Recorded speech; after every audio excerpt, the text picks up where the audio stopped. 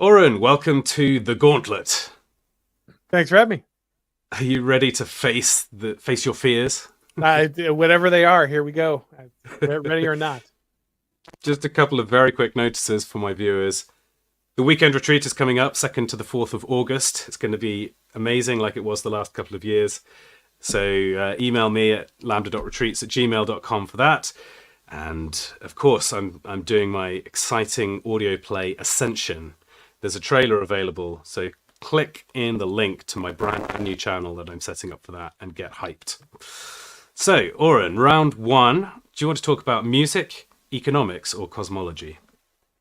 Let's go with economics. Or no, I'm go. Oh, too late. That's okay. No. Uh, What do let's you go want? with music.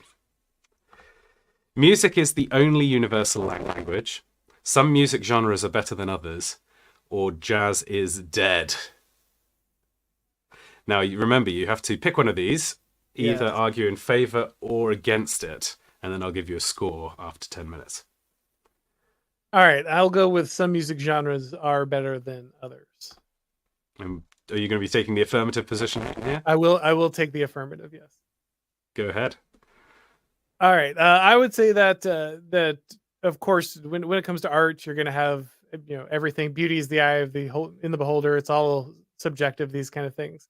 I think there is some truth to that. Different music is particular to different peoples and will be appreciated by those peoples. So the form of the music and its quality is best judged by the people who would originate it. I think that attempting to assess a universal standard in that sense is difficult because you really have to have the appreciation for the different scales, different modes, techniques, the historical continuity, the everything about that before you can judge it. However, inside those traditions, I think it's very clear that genres are created and they are better than others.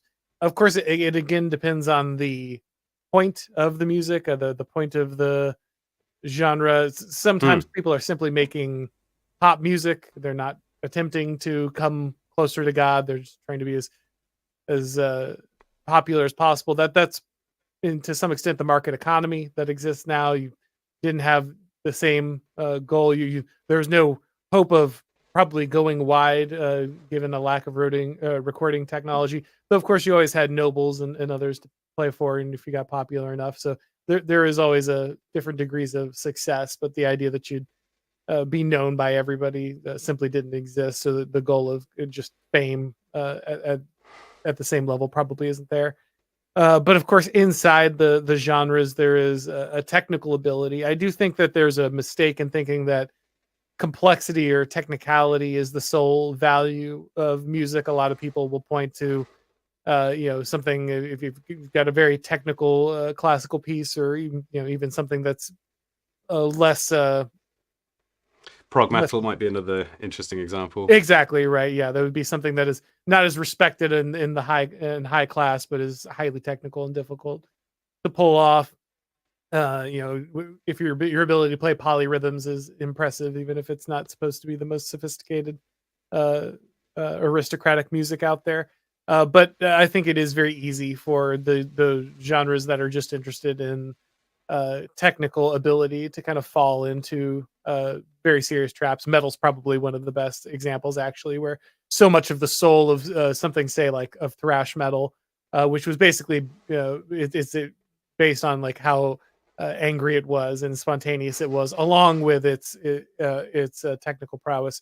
It just kind of devolved into this kind of metronome style of thrash, where yeah, you've got perfect beats now in every metal track because everyone could go into Pro Tools and get the exact beat down, but it's not the that's not what makes it good. And a lot of metal has lost its soul because of that obsession with being like mathematically perfect and on the beat and everything.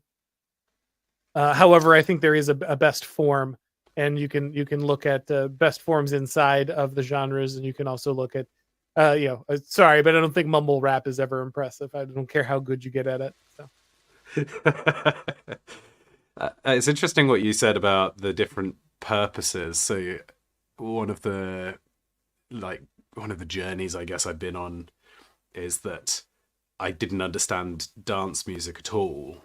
I'm thinking of EDM, electronic dance music, stuff like house, even most hip hop really bounced off me completely. And I've kind of come to realize that I was to give it a chance, I would load it up and sit in silence still listening to the music, and it was interminably boring because it's so repetitive and goes on and on for minutes of very synthesized stuff.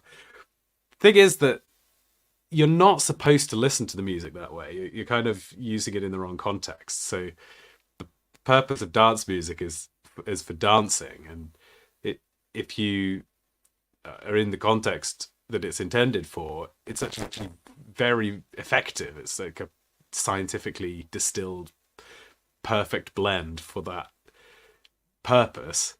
So in a sense, I think of music genre as a bit like how you say every animal has its niche in the wild. There's a creature, there'll be an insect that's perfect for decomposing some plant that's fallen onto the forest floor, and then you've got a big animal out in the wild that's good for like thinning out the weak from the herd and eating a zebra. They're just like, they're doing different things, but there's no, you can't say one is simply superior to the other, can you? Yeah, there's a great moment in Machiavelli's Art of War where he talks about, this is his republic, and so they're building an army from the ground up, dialogue and everything, dialogue format and everything, and they talk about the type of music that needs to be played, because Mm. of course that was a large, an important part of kind of purely rank and file armies that we don't think about anymore, and you needed music to kind of coordinate your army and signal things and everything. And they talk about the fact that the Lacedaemonians, the Spartans, refused to use anything but flutes because the horn was too brash and it would drive men Mm. into a frenzy and would they would lose discipline. And so I just love to think about all the Spartans, marching angrily and preparing for battle with flutes going because the trumpet would be too abrasive.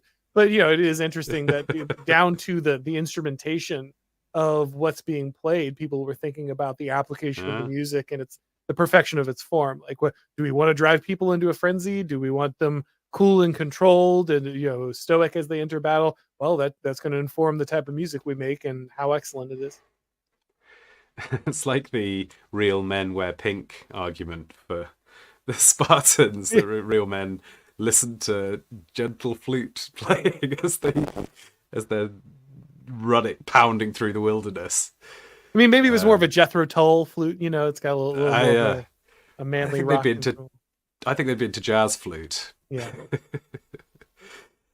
So is there a genre that you personally lean towards in your music listening?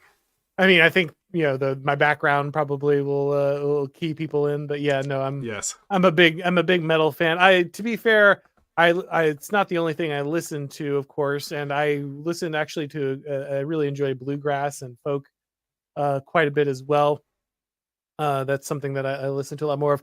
But the metal is what I listen to when I for the purpose of lifting, for the purpose of working out, cardio, that kind of things. If I'm not listening to a book, I'm usually listening to like a book or a podcast when I'm doing cardio, and then when I'm actually doing the weight training, I'm listening to metal. So that's what I listen to the most of.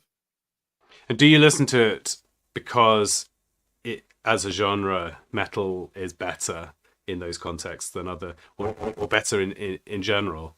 Or is it entirely just a historical thing? That's what you grew up listening to, or your friends were into? Like, what makes the decision for you to choose to listen to that style? I always listen. I always enjoyed it. I had not heard a lot of metal until I probably hit high school. A lot of people will laugh, but I started hearing bands like Creed and Linkin Park, and I was like, "What is this?" And Creed is not particularly heavy, by metal Right. standards, but it was the heaviest stuff I had really heard at that point.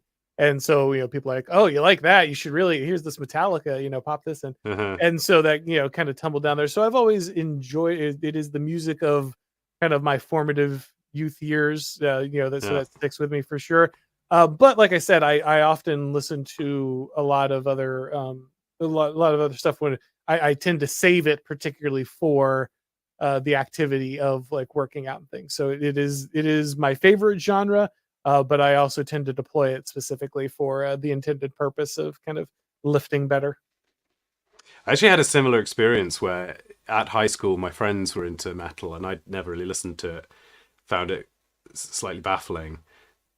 Um, they were the EDM journey I went on my own, but the heavy metal, somebody literally made me a CD called Loop Converter to try to convert me to heavy metal, and it started out with like AC/DC, Iron Maiden, Judas Priest, got heavier and heavier. So I kind of enjoyed the early stuff.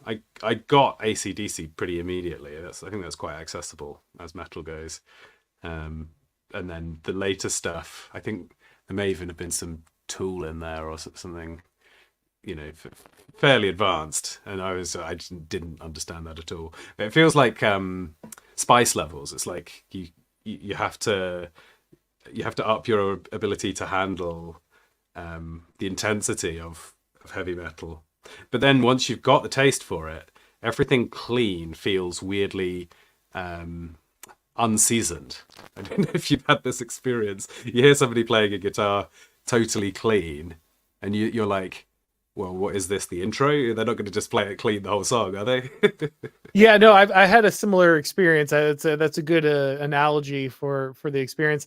The biggest thing for me was vocals. I really enjoy the Huh. vocals of songs, and because metal moved to that death metal vocal style, even in much of its popular music, it was hard to me get for me to get into the harder stuff. I always enjoyed the ferocity of the guitars and especially the drums. The double bass is something that I probably love the Mm, most about metal. But that's why I still tend mostly to go towards power metal because power metal has all the ferocity of many of the guitars and the drums, but they tend to have big they maintain a soaring more epic. operatic. Yeah, you get that's Ronnie James Dio is kind of the exemplar of the power metal vocalist. Though over time I have become more of a fan of those death metal vocals. I do enjoy many bands that deploy them. One of the interesting things about metal that of its evolution is slowly but surely metal became about turning the whole band into one instrument. And of course that's always true when it comes to all music. If you're doing it correctly, everything is that's what makes music what it is, whether it's at the symphonic level or the band level, is everything gels and becomes one thing, right? They all kind of play their parts and it all becomes one experience. But metal in particular became like one drum set. Like the whole thing became, even the Hmm. vocals became a percussive uh, rhythmic thing. It was so fast and so aggressive that you could no longer sing over it in the normal style, and so the vocals themselves had to turn into a percussive instrument, and that's what I think makes it the premier. Okay, get hyped, put another Right. 10 pounds in the bar Yeah. music, because that driving force is total. It's not just in the drums or guitar, it's even in the vocals. Well, I'm going to have to bring our conversation to an end, sadly. That is the nature of this format I've come up with.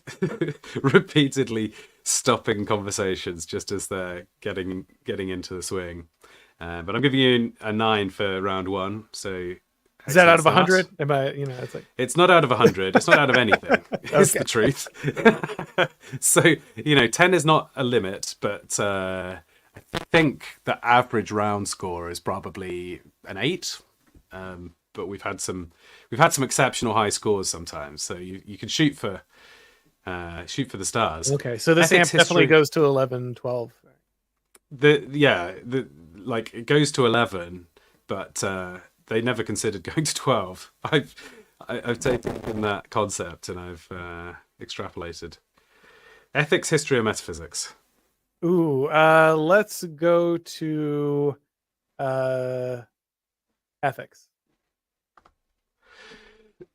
Creating AI that surpasses human intelligence is unethical.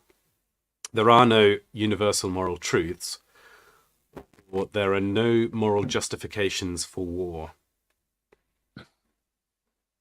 Um,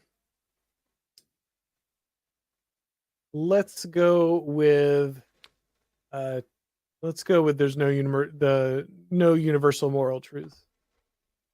Oh, did I go for the wrong one there? Which one did you want? The third one or the The middle middle one? one there.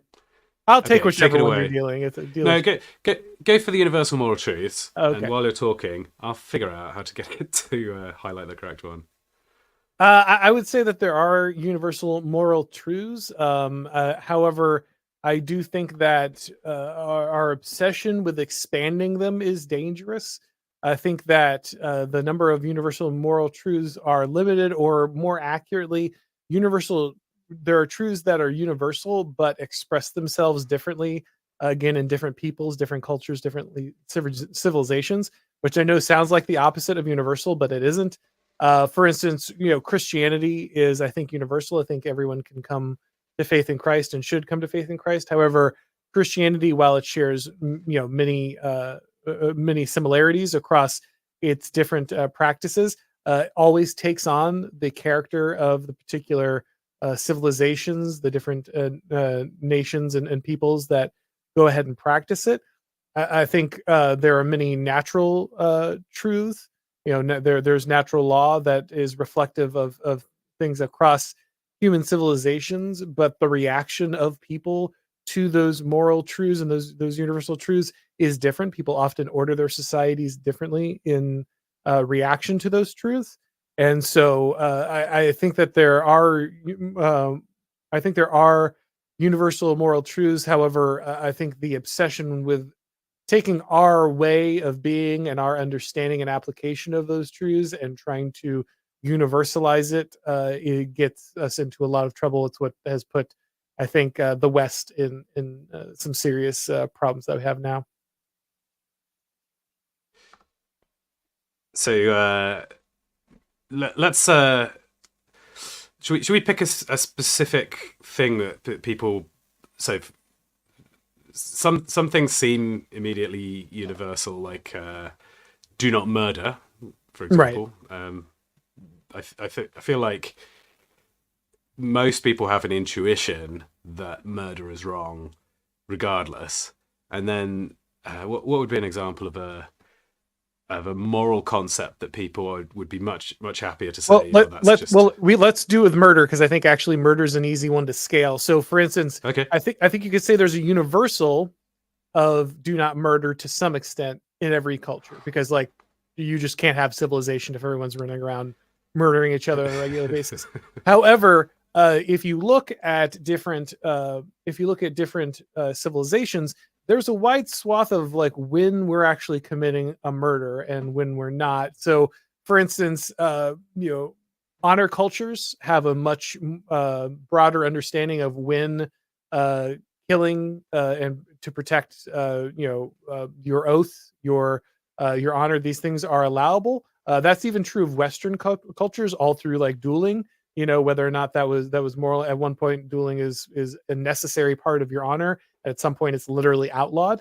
So even though there's a universal of we should not be murdering, there is dueling murder, or is it a necessary part of maintaining one's honor and order inside a civilization? That scales pretty widely, even inside cultures, just within a few centuries.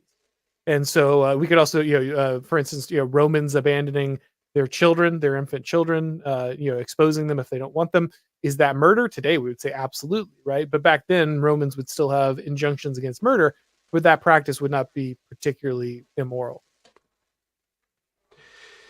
And your your view is that the cultural differences are valid.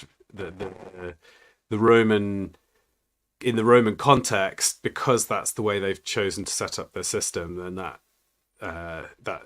makes it as justified of a moral code as somebody who lives in a different context. No, I don't think that's the case. I don't think that there's so to be clear, that doesn't mean there aren't moral universals in a broader sense, but I do think that again they express themselves differently in the different cultures. I think that it's wrong for Romans to expose their babies and let them die. However, I do think that there is, for instance, a good argument to be made that at lower levels of social um, complexity, dueling or honor culture are necessary. In fact, they're good and they're required to hold civilization together. So, for instance, someone who would go out and kill a guy who violated their sister's honor, or would go out Hmm. and fight someone who challenged their authority. That's necessary when you have lower levels of civilizational complexity and the ability to enforce those things at a wider level, because if you don't, like, civilization comes apart if you can't trust each other, if you can't defend, for the women of your tribe, those kind of things. That's pretty important later on, when those things are less necessary and the requirement to hold civilization together is less pressing. Then there's probably less of a justification for enacting your own vigilante justice in that way. But in those cases, that's a matter of scale, not one, I think, of pure morality. Some would argue that the highly complex societies that we live in are no replacement for the more simple systems that we've done away with. To um, we've got a false substitute, or a defective scaled version. I suppose, like most of the things about modernity, you have high efficiency and low quality. Yeah, exactly. Yeah, Leads. yeah, that's exactly right, and I think that's correct. That there is a point at which you can find yourself to be too civilized to do basic and important things. You can say that we're above and beyond those things. We're too complex to enforce uh, or get our hands dirty with kind of a level of moral enforcement that we feel like we've grown beyond. And so there absolutely is a case to which you abandon your moral responsibility by thinking you're too advanced or too civilized for it. So that's the other side of that coin. But again, I think that I don't think that means but that means there is a sliding scale of morality. I think there is a point at which it does become your duty to take that step. But when it becomes that duty to take your step does depend on, like, the reliability of enforcement mechanisms inside your society. Great. Well, I'm giving you a score of 10 for that round for your clear and nuanced take on ethics. Round 3: cinema and theatre, world affairs, or epistemology. Let's see. I will. I'll take the easy ones. I talk about complicated things too much. We'll go cinema and theater. uh, we've lost the communal experience of storytelling. The audience is passive in receiving content, or each generation gets the culture they deserve. So these aren't necessarily simple Yeah, conceptions, no. even within this. I was like, Maybe I man, should. is Jaws the best movie, or is Right. Aliens? I was hoping I was getting that. All right, I guess I'll go with the Next year, communal I'll have to experience. do that. I need to give people a break. Yeah, This is a give me bit relentless. an easy round at some point. Yeah. Which do you fancy? I'll go with the first one, communal experience. All right. Have we lost it? Yeah, I think we have. It increasingly the story is just a passive experience. Of course, it depends on your different viewing experiences, but a lot of live entertainment was always interactive to some extent. It was always an expectation that there would be audience reaction. Of course, we can still see this in things like live music, where the audience is expected to kind of Uh, throw throw up a horns and scream and all that stuff. or, or pantomime. He's Right. behind you. But now, yeah, now if you do that at the theater, you're just rude and it's a Uh, stereotype. Uh, but today that's not expected. And of course, the idea that you would pass on the stories of your family, your tradition, these kind of things are often lost. The storytelling is its own specialized thing instead of being kind of a hobby that we all do and part of our experience. It's a profession, and as is so much the case with modernity, we shift what was a more holistic understanding of many of our social duties, and we just foist them onto experts, and the experts disappear more and more up their own butts. And so we end up kind of with what we have now, where people have lost the ability to kind of get together and share and be participatory in the storytelling experience, and most of our participation is just screaming passively and impotently on forums as people ruin our favorite characters. I went to one of the first screenings in the opening weekend at the nearby IMAX for June 2. And at the end of the film, when the credits started to roll, there was complete silence, which isn't not surprising. And I think that's the culture, at least in Britain. I don't know in America, if unless you're actually at the showing where the director and the cast are present, people don't applaud and give an accommodation to a movie, even on opening weekend. There's no like whooping and celebration when something good happens on the screen. In a way, you're kind of pretending that everyone else in the room is not present, and polite people will make as little of an impact on the room as they can, and the only people you'll hear are those people who aren't paying attention to the film, that are talking to each other. They're on their phones. I felt like that was sad, because the film.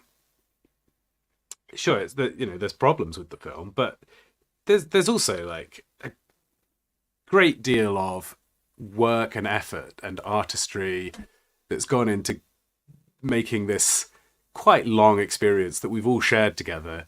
And you get to the end of it, and unlike if you see a live show with actors in front of you, and you'll applaud and kind of share their moment together of like we've had a nice evening out. There's just this deathly silence. So I don't know have you ever had experienced people cheering at the end of a film in the cinema? Used to happen all the time when I was younger. It's certainly something Huh. that doesn't happen so much now, and yeah, it would be considered absurd, and especially in a lot of situations. It's I think part of it is, of course, the solo experience. People have home theaters. They expect to have binge infinite content on Netflix. Used to be that watching a movie at home was like something that you had to go to effort. You had to go out to the Blockbuster, rent a physical tape, worry about taking it back. So you made a deal of it. And so the movie theater was a place that, you had a communal experience because you were making the effort to go out to it. Today, like, everyone just expects to kind of quietly be able to consume it at home alone. So if they're going to the theater, they just want a bigger version of that. They don't want to actually have to interact with anybody. But it also seems like it reflects a certain deep attitude, a feeling that people have towards those around them in society, that there's no shared bonds. There's no sense that the people nearby you are some extended family that you're expecting a positive interaction with. You kind of, they are nameless, faceless beings that are just operating in your proximity. That does seem, well, partly it seems tragic, but partly it also feels foreboding to me, of this is not a sustainable way for people to operate. No, it's definitely not. There, it used to be the movie theater was, again, a place for people to gather. It's where a lot of teenagers spent their time, right? They go on dates, or they otherwise couldn't get time alone in their house, and so they would go there, and it was a place where people were meeting, things were happening. But more and more, every space today has to just be this kind of hermetically sealed experience to get you in and out as quickly as possible without interacting with people. You notice that nobody wants children anywhere anymore, like, a restaurant, an airplane, and everything's supposed to be devoid of unpleasant interactions. Every experience is only supposed to exist for the enjoyment of like 25 to 45-year-old people with no families.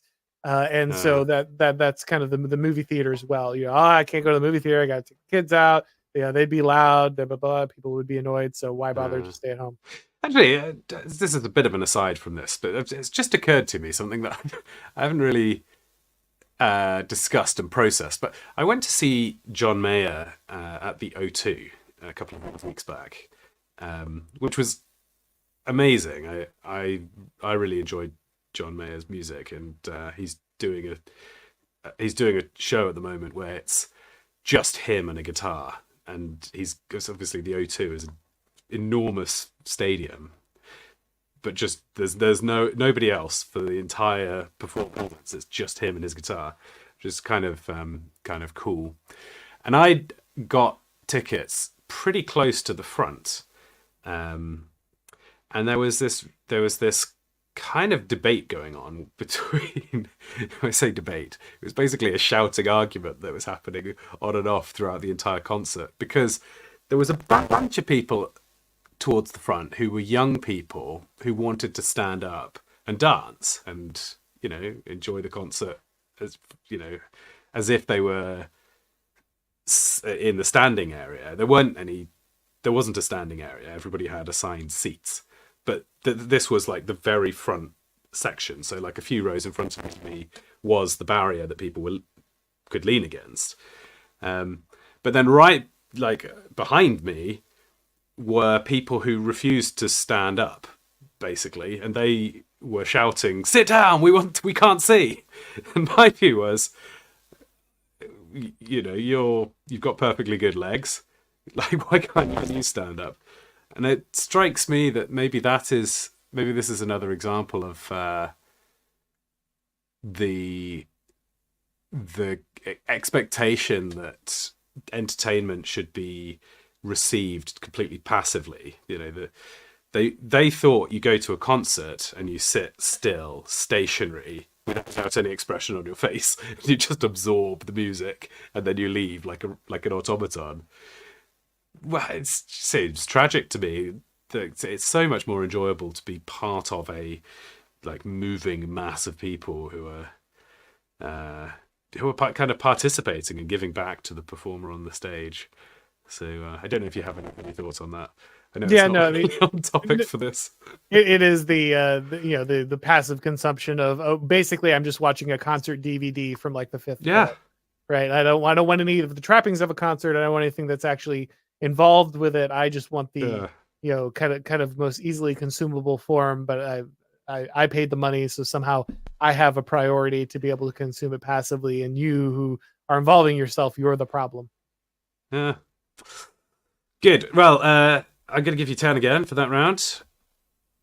And that brings us to round 4. So you're halfway through the gauntlet and you've survived so far. So, well done. Many lesser men have fallen before this stage. Psychology, elite theory, or theology? I'm going to watch back, and if someone else hasn't already tapped out, I'm going to know that you were lying to me. But elite, I'll go with elite theory. You're assuming that I'm airing all the episodes. Yeah, fair.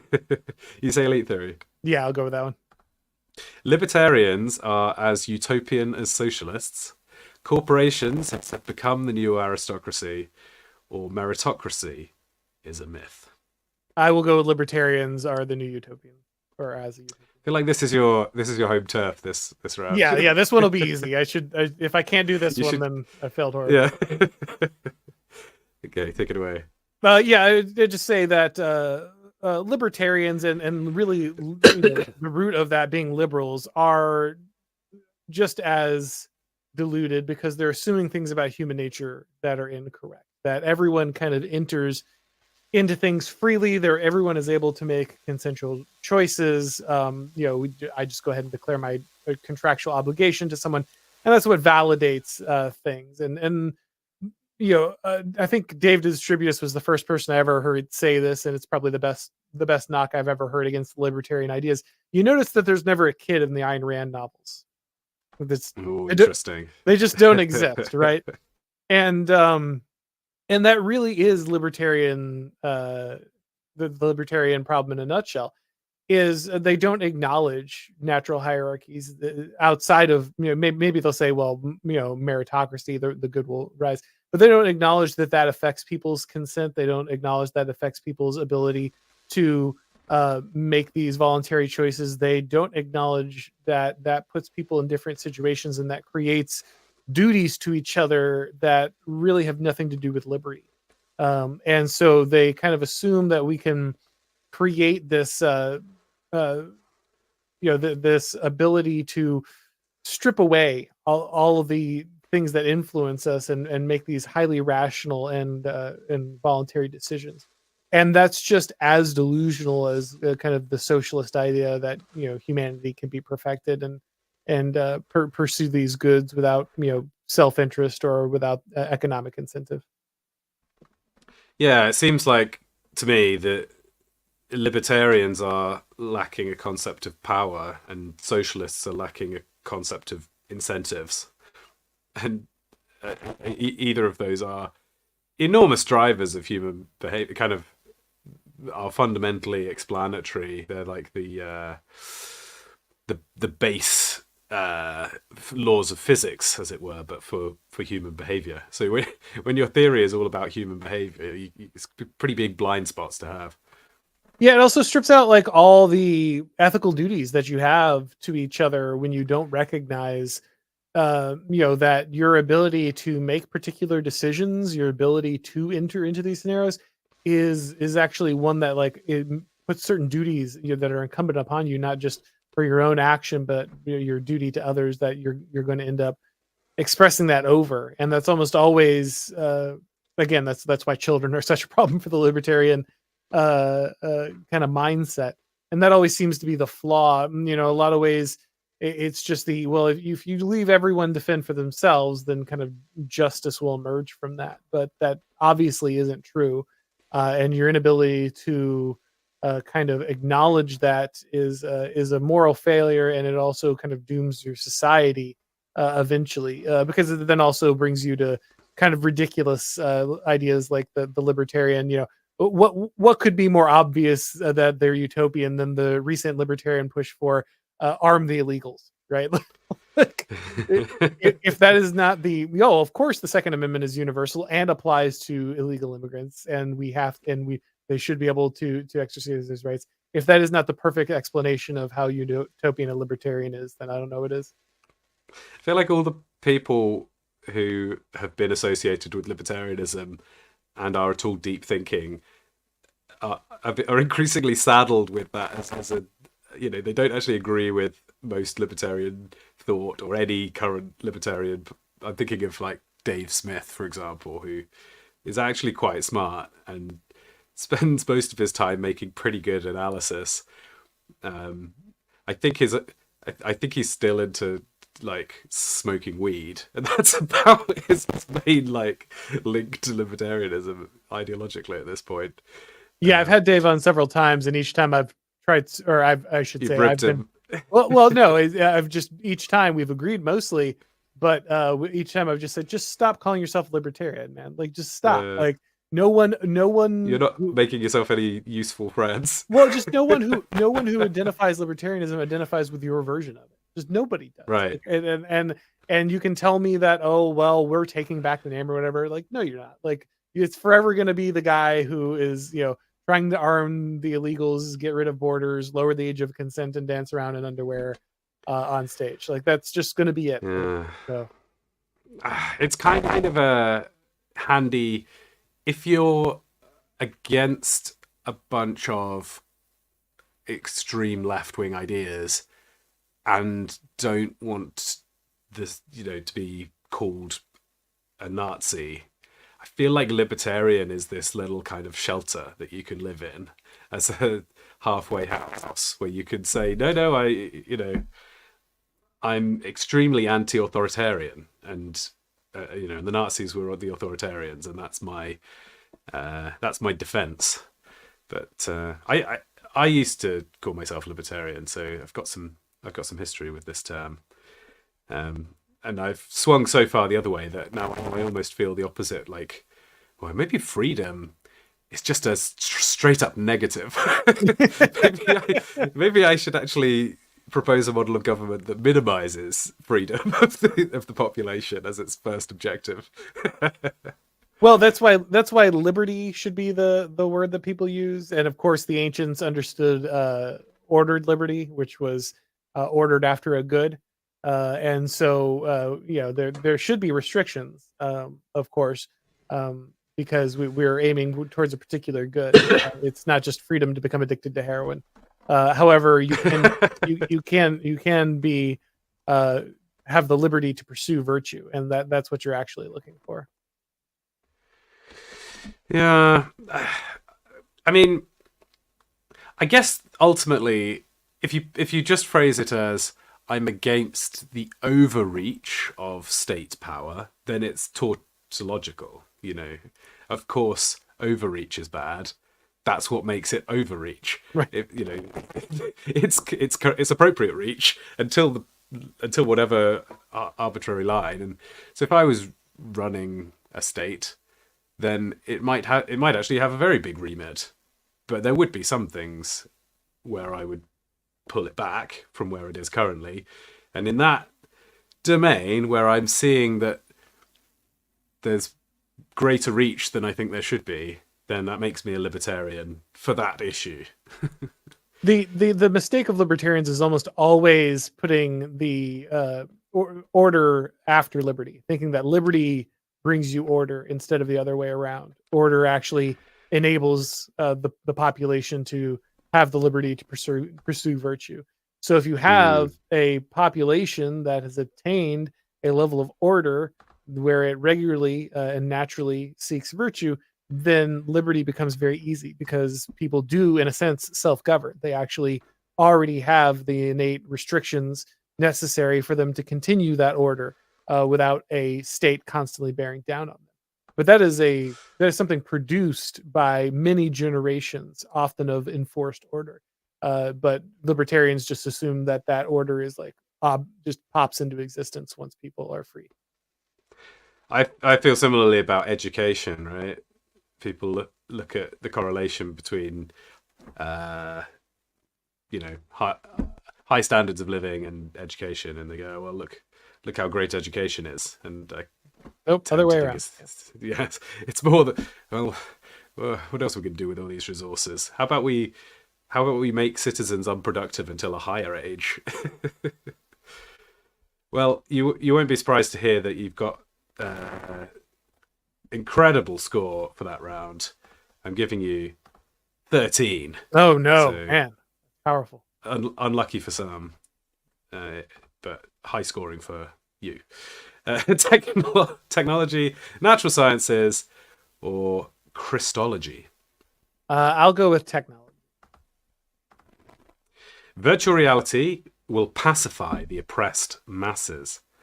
Cybersecurity threats surpass traditional warfare, or blockchain technology is important. Let's go with virtual reality will pacify the masses. All right. I think the answer is... You're saying yes. Or no? I think the answer for this is no. Well, so the answer to this is already yes. It depends on what you mean by virtual reality, but certainly the reality we have now is virtual in many senses, and it has already succeeded in pacifying the masses.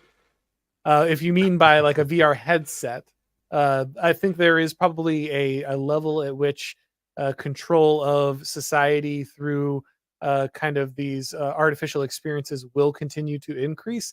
However, I do think that there is a cliff for this pretty quickly. At some point, we will have reduced kind of the human stock quality so low because of our constant pacification that we will simply not be able to continue to operate a high level society. At that point, virtual reality will fail. But at this point, it's working.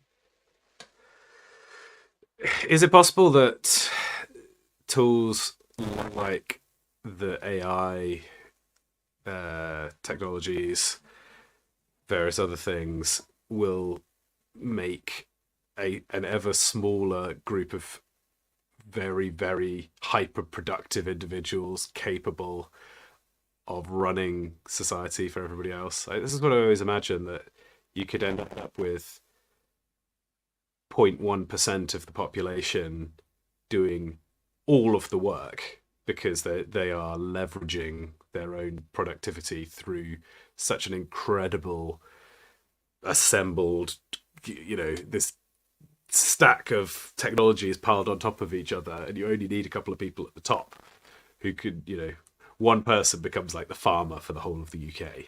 because they can just gesture out to their drones and they go off and put insecticide across the farms over 1,000 miles of rolling countryside. So your argument is that the cliff is based on the degrading stock of the masses, but I guess I'm arguing, do you actually need quality stock in the masses, or can we just have a very tiny amount of high ability individuals? So one of the things that is always argued in every generation, this is just going to be my example here, is that the infantryman will become unnecessary. The technology Mm, has mm, outscaled the need for a well-drilled infantry. And in Machiavelli's day, there were a lot of debates about whether artillery, which is just coming into its own, really would just make the infantry completely useless. Today, people have been trying to do that, especially for the last 100 years or so. Right? We've heard, especially since we got nuclear weapons and we've got close air support and everything else, drones now. Obviously, the infantryman will become useless, and then we just see a bunch of goat herders run the United States military off, right? And the reason that happens is don't get me wrong, like obviously, like somewhere some guy's pushing a button and killing thousands of Afghanis compared to the number of American troops who are dying. And so that's certainly an incredible level of efficiency. But they still lose because everything that comes along with that efficiency is actually just like societal softness. And the societal softness is way more detrimental at the end of the day. And it can't make up for no amount of technological complexity can make up for it. And we see this across all kinds of domains. We talk about the competency crisis and the fact that complex systems simply can't be maintained by the people we have now. The fact that, the boomers, once they're God bless them. Once they're gone, we'll lose a lot of people who know how to maintain very basic and important things that we take for granted right now.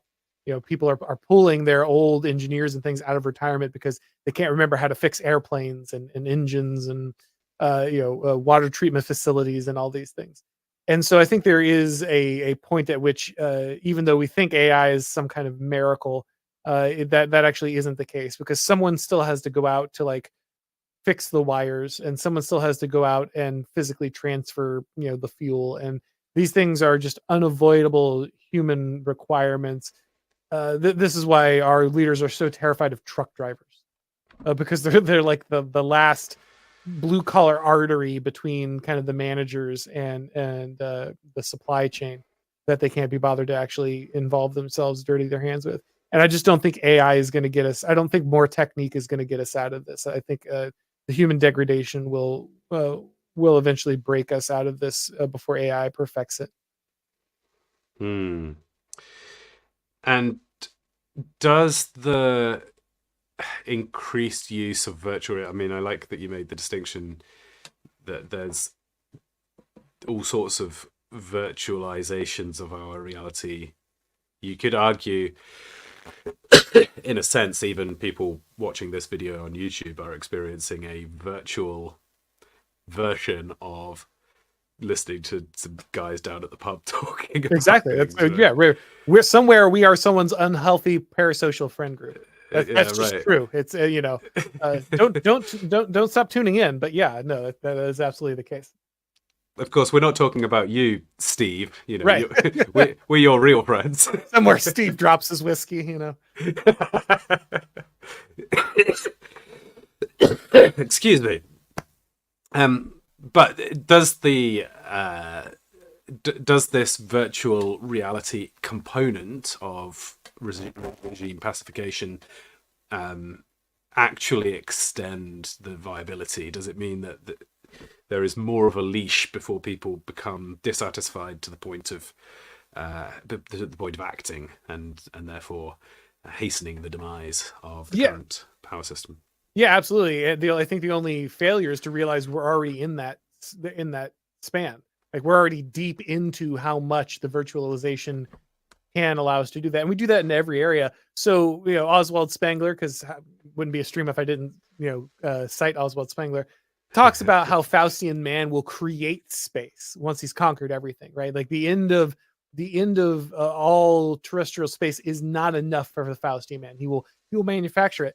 And what is our current society if not vast amounts of artificial space, financially, entertainment wise, everything we do virtually on the internet, we're creating massive amount of virtual real estate or to conquer vast amounts of virtual wealth to leverage, but none of this is real, right? And so yeah, we have all, but all of that's true, but we're already well through that process. We're about to enter a place where virtual reality will pacify us or allow the regime to leverage us beyond its normal means. No, we're already deep into that process, and we're approaching the end of that process and its ability to pacify.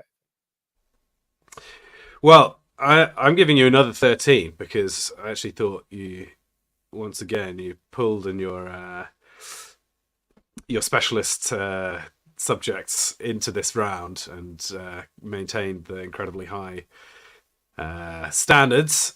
So the second half of this quiz, you're really rolling very high, and this is the last round. So literature, software and mathematics, or eschatology. Man, I hate eschatology so much, and I don't know anything about software mathematics, so we'll go to literature. The traditional literary canon is overrated. Fictional narratives have great power, or censorship of literature is dangerous. Fictional narratives has great power is the easy one, right? That's so obvious. But I'm tempted. But it's maybe not as easy to get a high score. If you challenge yourself, I might give you more points. I see. All right. Let's see. I will go with number 1. The traditional literary canon is overrated. So this is not the case. I think the literary canon is absolutely critical, and I have to be, I'll speak honestly, as someone who did not appreciate the importance of perhaps the canon and the continuity of culture. I have a number of lacuna in my pursuit of the canon, and it's only become more of a apparent because now so much of my job and my reading requires me to constantly churn on political topics, these kind of things. And so I'm maybe read on, many, I guess, the philosophical canon, or the sociological canon, I guess, in some areas, but much less on, like Paradise Lost and such. And so those are things that I try to cram in whenever I can, but I am still probably woefully out of touch with what I need there. But I think this is a huge problem with our culture. Of course, we've been told that the old books are stuffy, you don't need them, they're not important, dead white men, that kind of thing. That it should all be replaced and upgraded. Novelty is really the most important thing, and this means we've just completely lost our ability to discern value and hold on to identity and find meaning in life. Do you think there is a place for updating the canon, as in, as time passes, there will at some point be a new work written that maybe after sufficient time passes from its inception, you recognize, okay, that's proven itself to have the significance of some of the previous works, but the canon has to be a surmountable quantity. You can't add to it forever.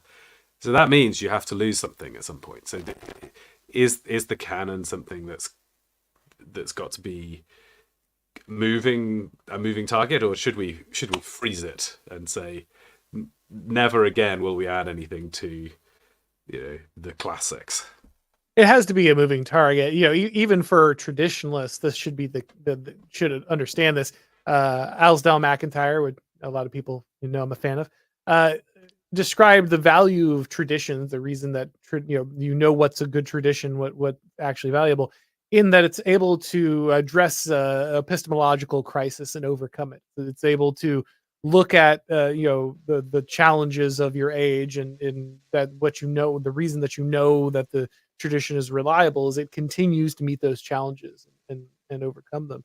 And the same has to be true of the canon. The canon, if it's static, then it's dead. All traditions must be living traditions, and therefore they must always be willing to go ahead and incorporate the new. The thing about the tradition is that it understands that novelty is not its own value, that there is the kind of the progressive idea, the Whig history that we're perfecting, that we're that whatever is new is the chronological snobbery of that is not actually valuable, and that these things could be incorporated, but time is really your guide there. Something shouldn't be slotted in. You shouldn't slide Token into the canon by the 1970s. Like that's not how it should work. It should take time for it to prove itself. By the 2050, yeah, probably at that point it is. Like, it is very clearly something that deserves to be in it. And I don't know that completing the canon is maybe the goal, because I think the realistic understanding is that most people won't ever do that, actually. So I don't know if completing, though you're right that at some point things probably shift out of focus. I don't know that Canterbury Tales is probably like as central to the canon today as maybe it would have been in previous times. I think there are other works that probably would recede into the background of priority. But I don't think that completion, limiting the canon to a place where the average person can read through it is necessarily the goal, so much as making sure that that constellation of books is always recognized and available. Yeah, I was thinking about what the necessity is for the canon to maintain its cultural significance, and I don't think it is necessary that, as you say, everybody reads almost of books. In some ways, the key thing is that enough people are around who have read enough of them that when their ideas are brought up and discussed, if somebody is making an oversimplification, then it can be corrected, and that people become aware of the contents of the books, like the key quotes and themes and characters, even though they haven't read them. But when they get mentioned, I think this is the key, that when a new book makes a reference in passing to some other like very famous previous book, that the reader is likely to pick up on that as a reference, and therefore kind of import all of the other rich tapestry of ideas that come along with it. And all the better if they've actually read the thing that's being referenced. But if all they know is a synopsis, then that's still achieving. It means that new artistic works in our society are like injected with this kind of instant richness. It's like using a pre-prepared broth as the basis for your soup. You get this beautiful underlying richness as a freebie. So maybe that's but I don't know. That's my feeling for what the key artistic value of the canon is. Would you point to other things that it's doing as well? No, I mean, I think that's the main one, is that the canon is the shared language of your culture. It's because we interact symbolically, because that's actually how we exchange information and ideas, and that we often take entire archetypes and pick them up and place them back down, and that's what we're exchanging when we're having conversations. A lot of that is background. We don't think about the totality of the idea, or the story that we're actually importing whenever we bring it up, but we are, and that's what gives things, like you said, that richness, those discussions, that richness. And so the key is, I'm sure we've all had this experience, and the tighter the culture we have is, the more we've had this experience. But there are books that I did not read, but I knew the large amounts about simply from conversations, right? Like, even just, I remember when watching Saturday morning cartoons would tell me about what the play Julius Caesar said. Right. right? Like, Yes. like they would give the speech that Mark Antony gives.